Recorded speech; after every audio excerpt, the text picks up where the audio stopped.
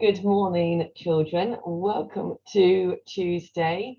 I hope that you all had a really fabulous bank holiday Monday and that you did lots of lovely things with your families, despite the wind and the rain that came yesterday evening.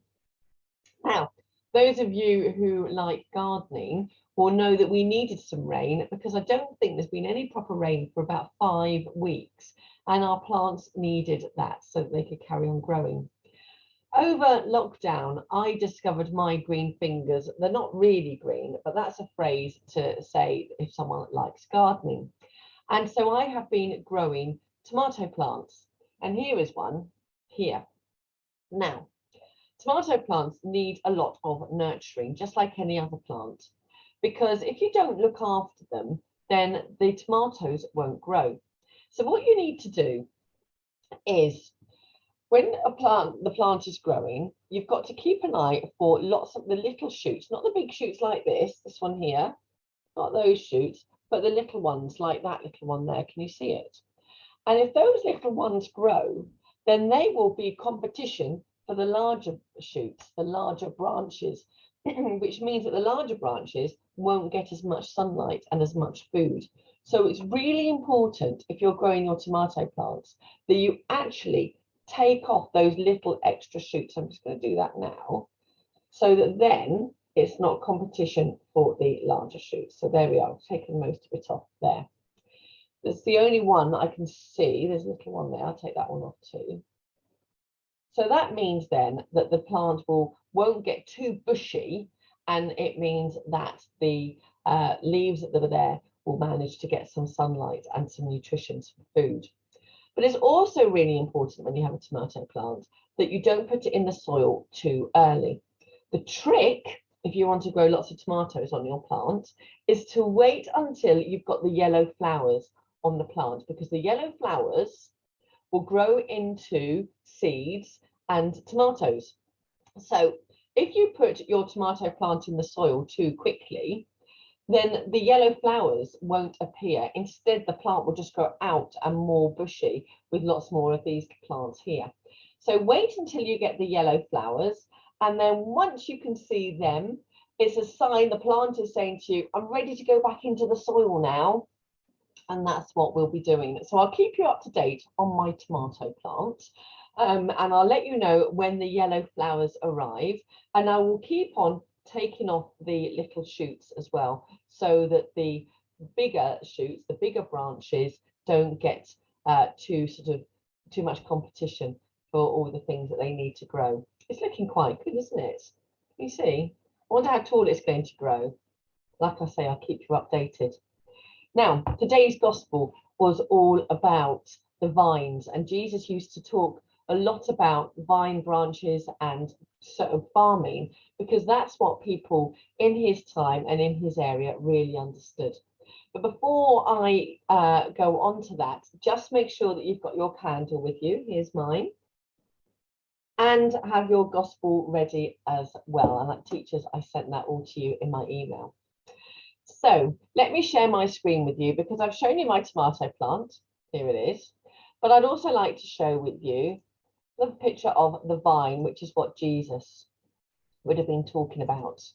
So let's do slideshow, and we're going to go from the beginning. So here we are. Here is a vine. It's got a really good sort of trunk there. It looks like a tree, but it's not actually. It's a trunk, and then it goes off on both sides, and you can see all these beautiful grapes.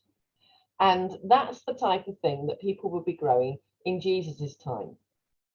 And they would have used the grapes then to make the wine.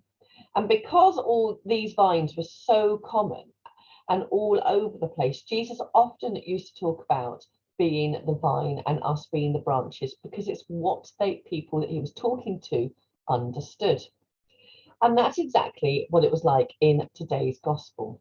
So, children, we are going to be looking at John's gospel today. It's chapter 15, verses 1 to 8. So now is the time, if you haven't got it already, to have the gospel ready for you. And don't forget, children, you say the words in yellow. So, the Lord be with you and with your spirit. A reading from the Holy Gospel according to John. Glory to you, O Lord. Oh, it's not going to go on to the next page for me. Next. I am the true vine, and my Father is the gardener. He cuts off every branch in me that bears no fruit, while every branch that does bear fruit, he prunes so it will be more plentiful. You are already clean because of the word I have spoken to you. Remain in me as I also remain in you. No branch can bear fruit by itself. It must remain in the vine. Neither can you bear fruit unless you remain in me. I am the vine and you are the branches. If you remain in me and I in you, you will bear much fruit. Apart from me, you can do nothing. If you do not remain in me, you are like the branch that is thrown away and withers. Such branches are picked up, thrown onto the fire and burned. If you remain in me and my words remain in you, ask whatever you wish and it will be done for you. This is to my Father's glory, that you bear much fruit, showing yourselves to be my disciples. The Gospel of the Lord. Praise to you, Lord Jesus Christ. Well, the word that sticks with me in today's Gospel is the word remain. My goodness, Jesus kept on using that word. What does remain mean? Oh, excuse me. Remain means stay. So what Jesus is saying is, stay with me and I will look after you. He says that, if you remember my tomato plants, and let me just stop sharing for a moment, he says that we are the branches and he is the vine. So he's like this big stem here and we are the branches. And he needs to look after us so that we will grow and we will spread God's word. So by looking after us, Jesus is saying, I'm going to nip away at the small branches that are taking away all my life from you. And I am going to look after you and help you grow fruit and spread my word. So Jesus was saying that. I've used a tomato plant, but he was using the vines and the grapes as an example. And if we go back to that lovely picture at the beginning of today's assembly, I'll go back to that, then you can see, look at how strong that branch there is. And that is Jesus supporting us, looking after us. And he goes all the way along. And then we are his branches. And the fruit that Jesus is talking about is actually our good words and telling people about Jesus, which I know you are so good at. So that's what Jesus is saying. He's going to look after us and he is going to keep us safe. He's going to use us to do his good work. And all we need to do is let him inside our hearts so that he can do that. So children, I'm going to look at that huge tree there. That's what Jesus would like us to be like. Look at the huge branches, and we are the leaves and the branches up here with Jesus supporting us. We're going to think now of people around the world, and we're going to think about those, especially in India, because they are really suffering. And we have nearly, I hope, come to the end of our journey with coronavirus. They do think that we're going to be able to live life a little bit more normally soon. But people in India are really having a difficult time.